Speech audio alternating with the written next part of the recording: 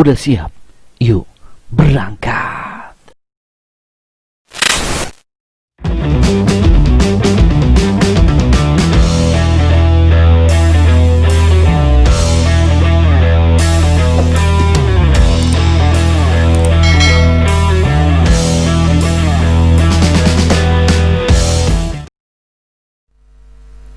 Assalamualaikum warahmatullahi wabarakatuh. Apa kabar anak-anak? Semoga kalian dalam keadaan sehat walafiat.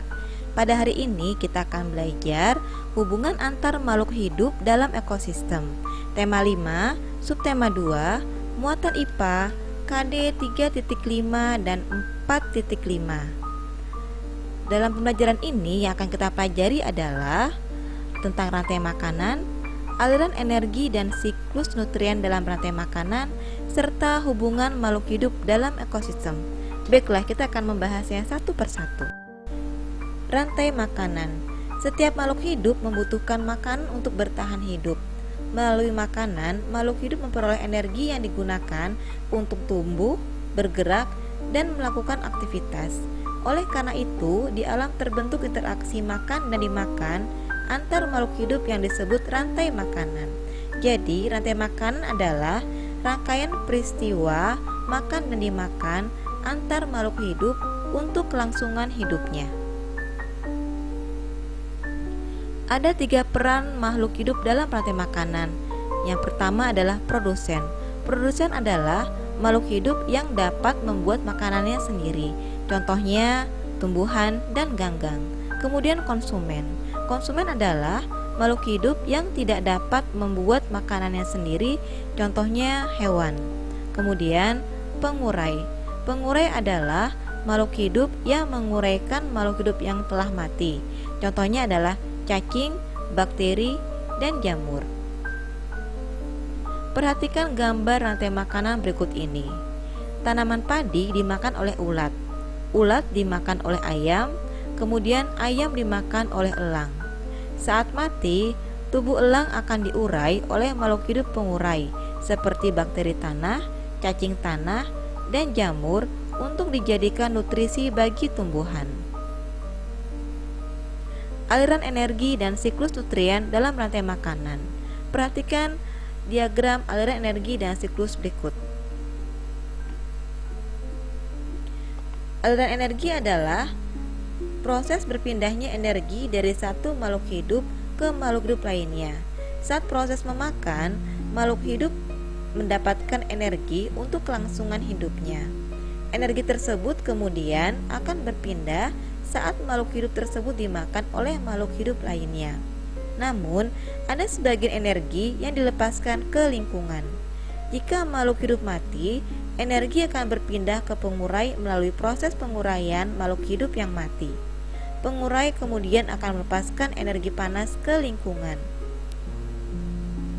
Dalam rantai makanan, selain terjadi aliran energi, juga terjadi siklus nutrien. Nutrien atau hara adalah unsur atau senyawa kimia yang digunakan oleh makhluk hidup untuk melangsungkan kehidupan. Pada peristiwa siklus nutrien, nutrien berpindah dari produsen ke konsumen, lalu ke pengurai. Saat produsen dan konsumen mati, tubuhnya akan diurai oleh makhluk hidup pengurai menjadi nutrien dalam tanah. Nutrien tersebut lalu kembali digunakan oleh produsen untuk pertumbuhannya. Hubungan makhluk hidup dalam ekosistem. Semua makhluk hidup yang tinggal di suatu ekosistem saling membutuhkan satu sama lain. Makhluk hidup saling berinteraksi untuk mempertahankan kehidupannya. Interaksi antar makhluk hidup dalam ekosistem dapat berupa simbiosis. Jadi, simbiosis adalah hubungan timbal balik antara dua makhluk hidup yang hidup dalam ekosistem yang sama. Simbiosis dibedakan menjadi 3, yaitu simbiosis mutualisme, simbiosis komensalisme, dan simbiosis parasitisme. Baiklah, kita akan membahasnya satu persatu. Simbiosis mutualisme. Simbiosis mutualisme yaitu hubungan atau interaksi antara dua jenis makhluk hidup yang saling menguntungkan. Contohnya adalah bunga dan lebah. Bunga diuntungkan karena lebah membantu proses penyerbukan, sedangkan lebah diuntungkan karena mendapatkan nektar dari bunga tersebut. Contoh lainnya yaitu ikan badut dan anemon serta kerbau dan burung jalak. Berikutnya adalah simbiosis komensalisme. Simbiosis ini yaitu interaksi yang menguntungkan satu makhluk hidup, namun makhluk hidup lainnya tidak dirugikan dan tidak diuntungkan. Contohnya adalah ikan hiu dan ikan remora. Ikan remora diuntungkan karena mendapatkan perlindungan dari ikan hiu yang ada di dekatnya, sedangkan ikan hiu tidak diuntungkan maupun dirugikan dengan keberadaan ikan remora. Contohnya lain yaitu tumbuhan paku dan pohon inang serta anggrek dan pohon inangnya. Berikutnya simbiosis parasitisme. Simbiosis parasitisme adalah simbiosis atau interaksi yang menguntungkan satu makhluk hidup dan merugikan makhluk hidup yang lainnya. Contohnya yaitu nyamuk dan manusia.